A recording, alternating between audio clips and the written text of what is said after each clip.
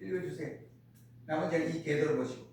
너는 조각목으로 잔이 5규빗. 예, 너는 조각목으로, 이 전부 조각목입니다. 조각목인데 한마디로 시틸 나무로 이와 같이 이 짜는 괴입니다. 또 광이 5규빗이 잔을 만들 때 예, 광이 5규빗, 예, 광이 5규빗, 예. 또는 3규빗으로 하고 예. 그 네모퉁이 위에 잔을 만들 때 예. 그것에 연하게 하여 그 단을 노수로 쌀지며 예, 노수로 전부 노수입니다. 예. 재를 담는 통과 부삽과 대와 고기 갈고리와 불 옮기는 그릇을 만들 때 예. 재통 부삽 대야 갈고리 불을 옮기는 그릇 단의 그릇을 다 노수로 만들지며 전부 노수입니다. 예. 단을 위하여 노수로 그물을 만들고 예, 그 그물을 위 만들고 네모퉁이에 녹고리 넷을 만들고 예, 고리 넷을 만들고 양쪽 그물은 단 사명 가장자리 아래 곧 단 절반에 오르게 할지며 예. 또 그 단을 위하여 채를 만들 때 조각못으로 만들고 노수로 쌀지며 예, 채를 만드는 이유가 채를 만드는 불을 질러서 하니까 제가 떨어지니까 제가 방에서 날리지 못하도록 그러니까 재를 전부 담을 수 있는 채를 만들고 또 단 양평고리에 그 채를 끼어 단을 매게 할지며 예, 양쪽에 맵니다. 맨 밑에 레위인이 매게 되어 있습니다. 예. 단은 늘판으로 비게 만들 때 산에서 네게 보인 양식대로 그들이 만들지니라. 예. 하나님이 모세에게 만들라고 하는 그 규정에 하나도 어김없이 그대로 만들라라고 말씀을 하고 있습니다.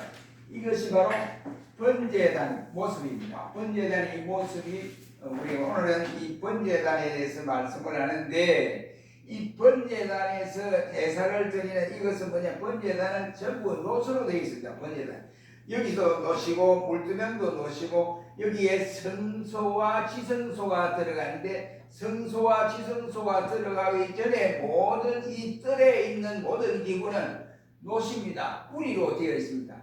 뿌리로 되어 있는 그 이유가 왜 뿌리로 만들었냐, 은으로 만들든지 안에 있는 성소의 기구들에 있는 것은 금으로 만들든지 하지 아니하고 왜 성소와 지성소의 기구들과 다르게 뜰을 막에 있는 이곳에는 번제단과 물두명을 이와 같이 뿌리로 만들었던가 하는 것은 다음 시간에 말씀을 드리고 오늘은 이 동편문에서 들어가면 첫째 만나는 장소가 이 번제단입니다. 번제단은 조금 전에 우리가 보았듯이 그렇게 구성이 되어 있고 그 번제단의 이와 같은 내용은 우리가 오늘 말씀을 드리도록 하겠습니다.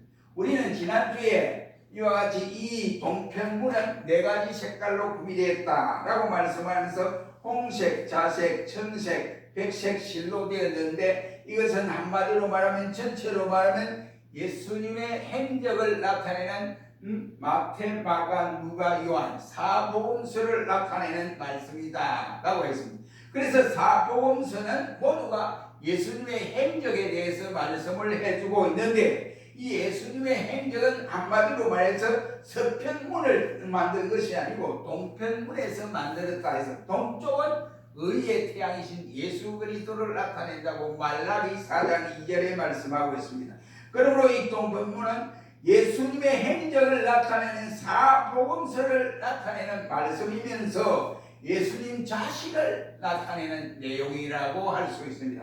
장차 예수님이 이 땅에 오신다. 너희 메시아가 이 땅에 오셔서 이 모든 신약에 나타날 사건들을 우리에게 미리 보여주시는 사건이다 라고 말을 할 수 있습니다. 그러므로 먼저 우리가 들어가려면 동편문을 거쳐서 이 뜰에 들어가야 됩니다. 뜰을 지나지 않고 담을 넘고 이거 들어가면서 전부 다가 죽음을 면치 못하는 이러한 상황에 있습니다. 그래서 동편문에 들어가서 이제 바로 번제단에서 제사를 드리는데 제사를 드리기 이전에 여기서 뭐 하냐면은 짐승을 가지고 와서 짐승을 제사장들이 가져와서 자게 해야 됩니다. 그러므로 동편문을 지나서 먼저 이와 같이 높제단에 이 부자는 소를 잡고 또 그보다 조금 약한 사람들은 덜 부자는 송아지를 잡고 그 다음에 가난하여서 할 수 없는 이와 같은 짐승을 가져올 수 없는 사람들은 비둘기를 집에 기울이는 비둘기를 그것도 안 되는 사람은 산에 가서 비둘기를 꼭 잡아와서 번제를 드리도록 했습니다. 이 번제를 드리는 것은 1년에 한 차례 드려야 됩니다. 한 번 드리고 끝나는 것이 아니고 1년에 한 차례씩 번제를 드리도록 되어 있습니다. 그런데 문제는 뭐냐?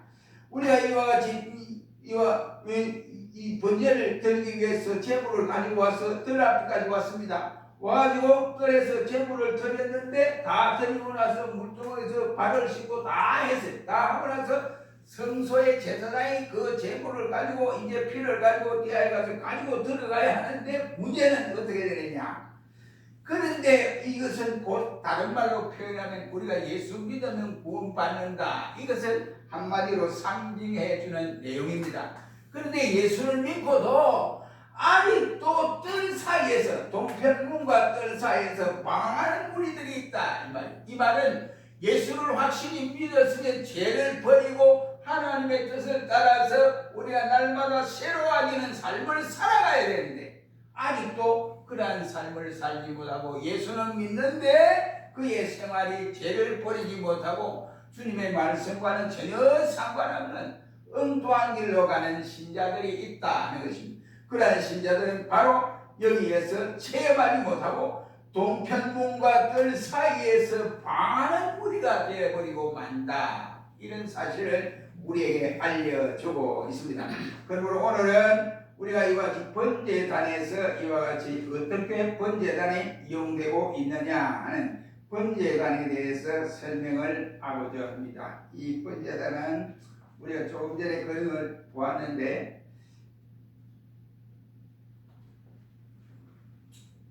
원래는 이렇게 되어 있습니다.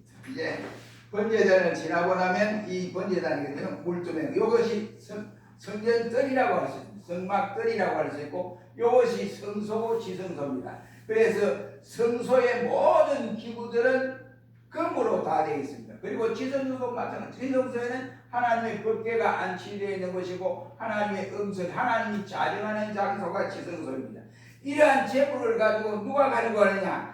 신자 개인들이 가지고 가는 것이 아니라 신자들이 제사장에게 이와 같이 고백을 하고 짐승을 잡아 희생의 제물로 드리고 그것을 가지고 피를 가지고 제사장들이 다 번제에 드리고 나서 어디로 가냐면은 이 분향단에 들어가서 향을 피우고 그 다음에 지성소에서 하나님 앞에 이와 같이 하나님의 응답을 받고 이 예물이 바로 하나님이 연락되었는지 연락되지 않았는지를 이와 같이 가리는 내용이 되겠습니다. 문제는 제사장이 이와 같이 번제를 가지고 가는 데 있어서 이 번제를 드리는 데 있어서 제사장이 주의할 점이 있습니다.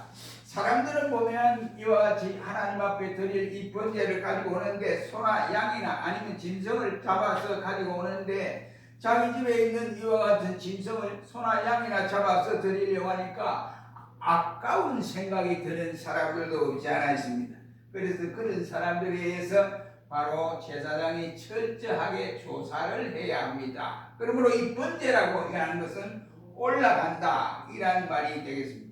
올라간다, 사른다, 또 피어 올라드린다 이러한 뜻이 있습니다. 영어에 해당되는 이 내용은 바로 태운다, 타다, 또 그리고 이와 같이 거슬린다 이런 말로서 이러한 거슬리는 제물들을 하나님 앞에 제공한다, 드린다, 이라 바친다 이러한 뜻이 바로 번제라고 하는 내용이라고 할 수 있습니다.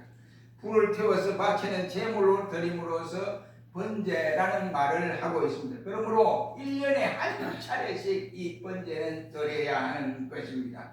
번제는 하나님께 바칠 때 제물을 잡아서 내장은 필요 없으니까 끌어내버리고 그리고 이와 같이 각을 떠서 껍데기는 잘 각을 떠서 불을 태우더니 안에 고기는 이와 같이 번제단에 넣어서 불을 태워서 드리는 향연을 말합니다. 그래 불을 태워드리면 여기가 이렇게 올라가요. 여기가 올라가는데 하나님이 받으시는 제물에는 그 여기가 하늘로 이렇게 올라가지만은 그렇지 아니한 것은 바로 땅에 딱 이와 땅으로 퍼져버려요. 그러니까 이 제물은 잘못됐다. 아니면 제사장이 잘못했는지 아니면 제물이 잘못됐는지 두 개 중에 하나다. 이것을 우리가 가려낼 수가 있게 됩니다. 그러므로 완전히 바쳐진 이 제물을 바쳐진 이 제사장은 그 제주의 말을 따라서 이와 같이 하나님 앞에 가지고 들어갑니다. 그래서 성소에 들어가서 하나님 앞에 성소의 기구를 통해 하나하나 다 점검하며 하나님 앞에 도고를 해요. 도고로. 그러니까 이 말은 요즘 우리 이 신자들이 기도하면 우리가 뭐 대신 기도해 하나님 앞에 대신 우리가 도고를 해주는 도고. 이 도고를 이제 중보기도라는 말이 어디서 생기는지 알 수가 없어요. 이게 그러니까 내가 보니까 이 신신학을 배웠던 사람들이 해외 가면 미국이나 이런 데 신신학자들이 뭐 그런 말을 자주 해요. 이거 우리가 이거 하나님 앞에 기도를 하는데 우리가 뭐 대신 기도를 한다. 그래가지고 그래야지. 그거는 아닙니다. 중보기도란 말은 있을 수 없어요. 중보란 말은 예수님밖에는 없습니다. 그럼 누가 중보를 써요? 인간이 무슨 중보, 어떤 인간의 능력을 가지고 무엇을 어떻게 중보한단 말이에요. 그러니까 인간이 다른 사람을 위해서 기도해 주는 것은 성경에 나타난 대로 도고요, 도고. 대신하여 기도해 드린다. 이런 말. 그러니까 용어 자체보다도 우리가 성경에 나타난 용어가 있느냐 없느냐 이것을 잘 구분해야 되는데 그러지 아니하고 뭐 이상한 말을 하는 것을 아주 이상하다 해가지고 그렇게 찾아 듣고 이렇게 합니다.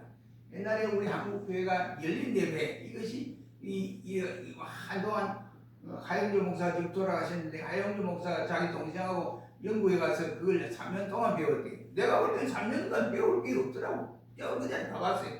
그 교회를 찾아가봤습니다. 아주 열린 예배 하니까 가보니까 우리와는 전혀 다른 예배 방식이었습니다.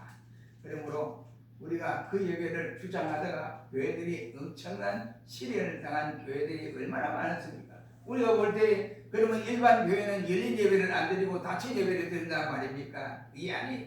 그러므로 열린 예배라고 하는 그 자체가 단어가 이상하니까 거기에 올라 빠져가지고 목사님들이 막 열린 예배 드린다 이러다가 교회가 이와 같이 어려움을 겪는 일들도 많이 당했습니다. 그러므로 우리 성경에 나타난 말씀만 듣고 그대로 전가해도 우리가 다 전하는데 없는 말을 지어서 이와 같이 전가하는 이것의 유혹에 빠져서는 안 됩니다. 아무튼 번제단을 통하여서 하나님 앞에 들어가기 번제되는 제물을 드리고 들어서 죄인들이 속죄받는 그 원리를 이 번제단 원리에서 알려주고 있습니다. 한마디로 말하면 이 죄를 하나님 자기의 죄를 가지고 와서 제사장들이 가져서 이제 제사장이 그 짐승을 받아들입니다. 받아들여서 제사장이 짐승을 받고 짐승의 머리 위에 먼저 제주가 그 머리 위에 짐승 머리 위에 손을 얹고 그 다음에 제사장이 그 머리에 손을 얹어서 기도를 합니다. 하나님이여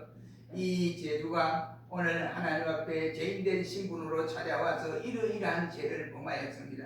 주님 용서하여 주시옵소서라고 기도를 하고 그 다음에 제사장이 그 짐승을 잡아 이제 하나님 앞에 드립니다. 그래서 양이나 소 같으면 이 네 모퉁이에 이와 같이 발을 네 발이 있지 않습니까? 네 다리가 있으니까 거기에 묶어서 가는데 그 다음에 먼저 해야 할 것은 짐승을 목을 잘라요. 목을 잘라서 피를 내고 그 다음에 죽여서 그 피는 여기에 나오는 떼아에다가 그 피를 담게 되어 있습니다.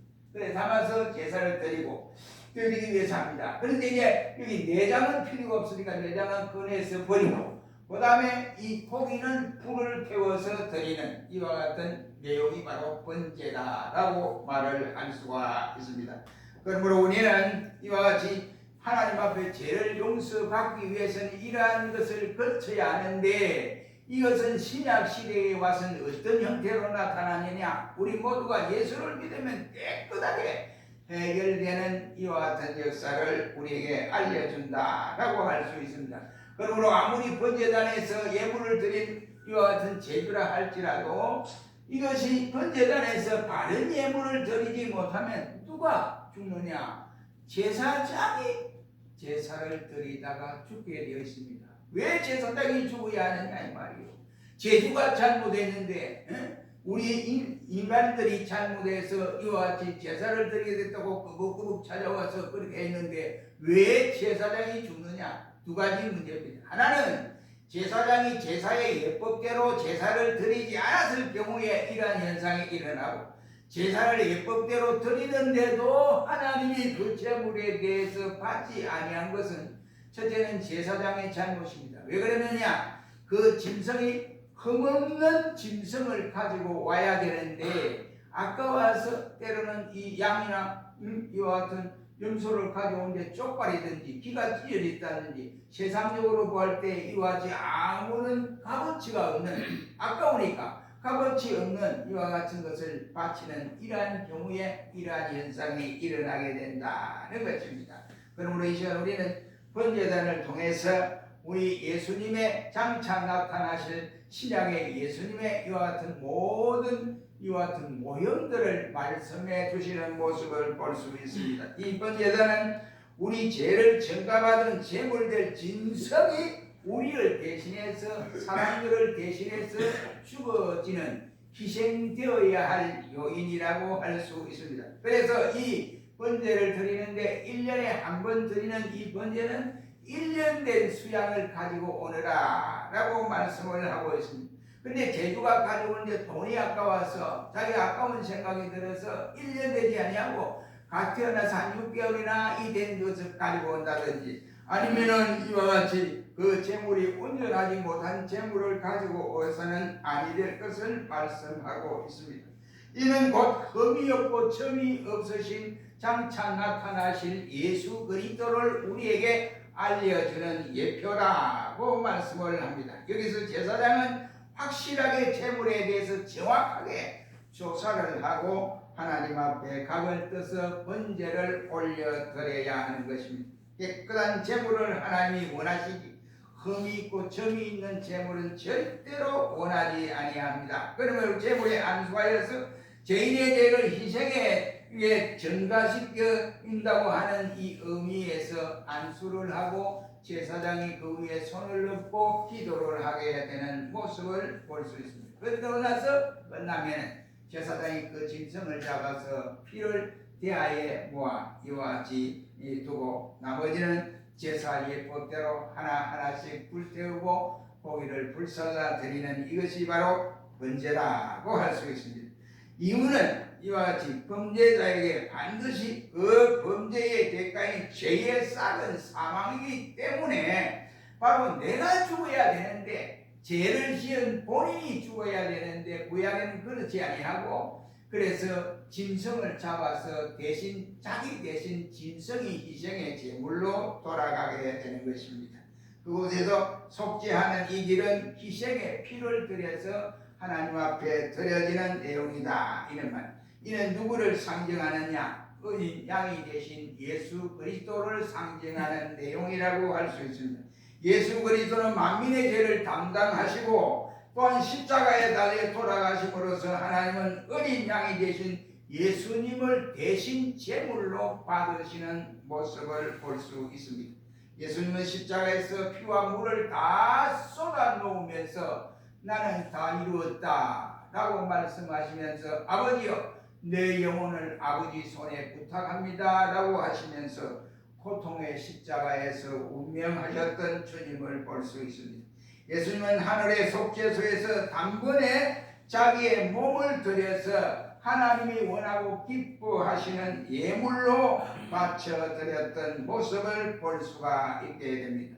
예수님의 희생이 되어짐으로써 우리가 하나님 앞에 나가는 것이 바로 나가는 그 길이 활짝 열려졌다는 말입니다. 그래서 믿는 자에게는 사대의 은총이 임재되고 있는 모습을 우리에게 알려줍니다. 그런데 하나님 앞에 바쳐야 할 이 제물은 어떻게 살아난 것을 드리느냐 하는 것이 완전히 죽은 제물이 되어져야 됩니다. 끌고 올 때는 살아있는 것, 흠이 없는 것, 점이 없는 이것을 끌고 와서 드려지는데 이 제물을 제사장이 잡아서 드릴 때 완전히 죽여야 하지, 죽이지 아니하고 펄펄 살아있다고 한다면 그 제물은 하나님이 연락하지 아니한다라고 할 수 있습니다.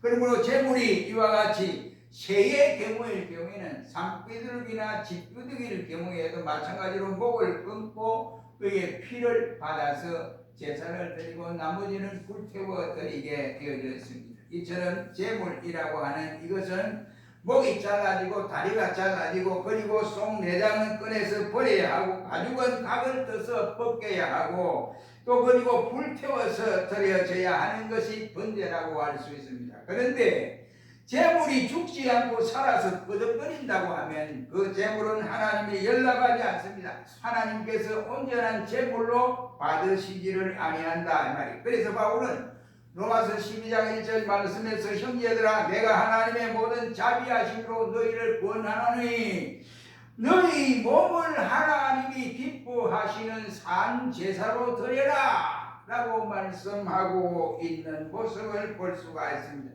이것이 곧 너희의 영적 예배니라 라고 말씀을 했습니다. 여기 산 제사는 바울처럼 자신이 날마다 죽습니다 라는 죽음의 생활로 이어지는 신자가 되어져야 된다는 말이 되겠습니다. 바울은 고린도전서 15장 31절 말씀에서 나는 날마다 죽는다 라는 말로 표현을 했고 고린도전서 9장 27절 말씀에는 내가 내 몸을 쳐서 복종하게 함은 내가 받은 바 은혜를 통하여 많은 사람들에게 내가 복음을 전하고 있지만 복음 전하는 저들이 나를 보고 어떻게 잘못 생각해서 아니면 잘못 판단해서 덕이 되지 아니하면 되겠느냐. 내가 저들에게 덕이 되어야 되고 복음 전하는 자의 자세를 흐트러지지 않게 하기 위하여 내가 순간순간마다 두렵고 떨리는 마음으로 감당한다 라고 말을 했음을 볼 수가 있습니다.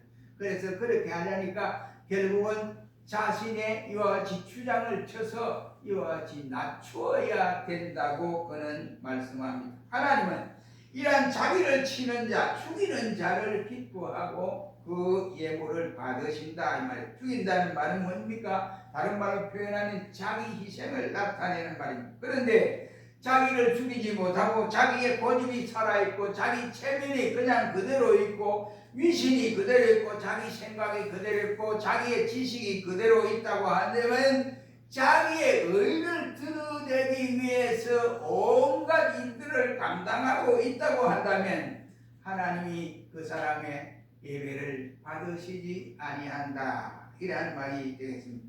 특히 이러한 것이 죽어져야 됩니다. 이러한 것이 살아서 후덕거리고 된다면 절대로 하나님은 그 재물은 물론이고 또한 하나님 교회도 원치 아니하신다라는 말입니다.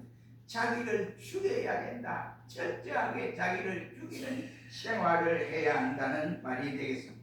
교회의 성장은 바로 자기를 자주 죽이고 자기를 많이 죽이는 사람들이 많을 때 교회 성장이 일어나게 됩니다.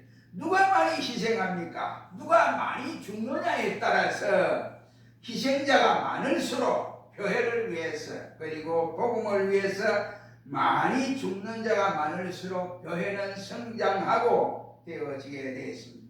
그러면 우리는 어떻게 해야 되느냐? 희생이 없는데 어떻게 열매가 있을 수 있겠습니까? 희생이 없는데 어떻게 성장이 가능하겠느냐 이런 말입니다. 절대로 그렇게 열매나 성장이 있을 수가 없습니다. 문제는 희생이 있어야 됩니다. 그래서 예수님께서 우리에게 마태복음 16장 24절 말씀에는 자기를 부인하고 날마다 자기의 십자가를 지고 나를 쫓아라 고 말씀하고 있게 되는 모습을 봅니다.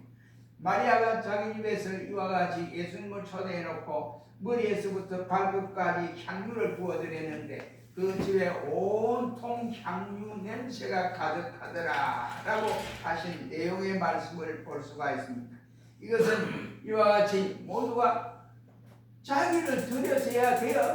이와 같이 드려져야 이와 같이 되는데 재물을 드리는 자신이 끄덕거리고 살아서 움직여서 이렇게 된다면 산채로 죽지 않고 드려진다는 재물이 된다고 한다면 하나님이 받으시지 않습니다. 그러므로 나를 죽여야 하나님이 그 예배를 받으시고 모든 것을 그 향취가 하나님 앞에 올라가 영광을 돌려지는 것입니다. 이처럼 내가 죽는 세월이 하나님께 드릴 영적 예배의 요소가 되어진다는 말이 되겠습니다.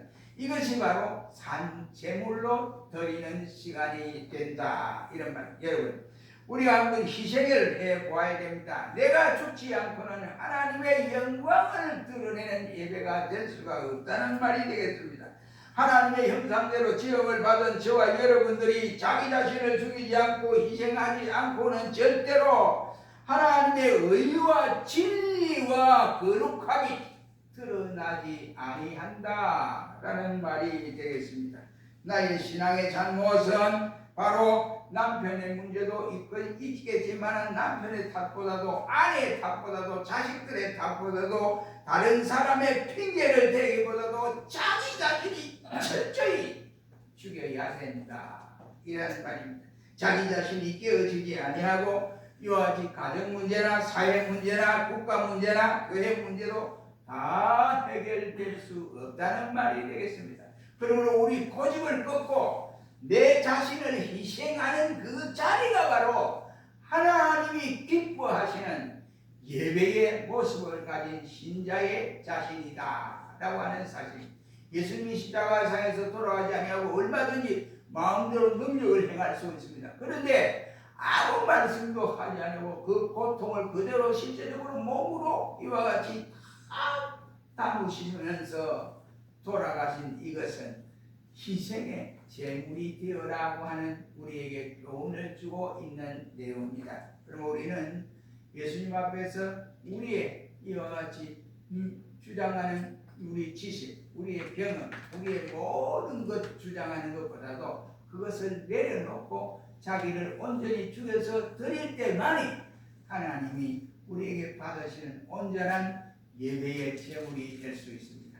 우리는 나를 죽임으로 고린도전서 15장 말씀에 내가 죽어야 그리스도가 산다 라고 바울은 말씀을 하고 있습니다. 그러므로 내 주장이 살아서는 절대로 하나님의 영광이 드러날 수 없고 나를 주장해서는 바로 자기를 드높여서는 절대로 그리스도의 의가 드러날 수 없고 나를 높여서는 절대로 하나님의 영광이 나타날 수 없음을 깨닫고 날마다 자신을 죽여서 하나님 앞에 늘 겸손한 삶을 사람으로 순간순간 예배 드릴 때마다 하나님 영광을 돌려드리는 종들이 될 수 있기를 주의 이름으로 축원합니다. 기도하겠습니다. 거룩하신 주님, 오늘은 성막을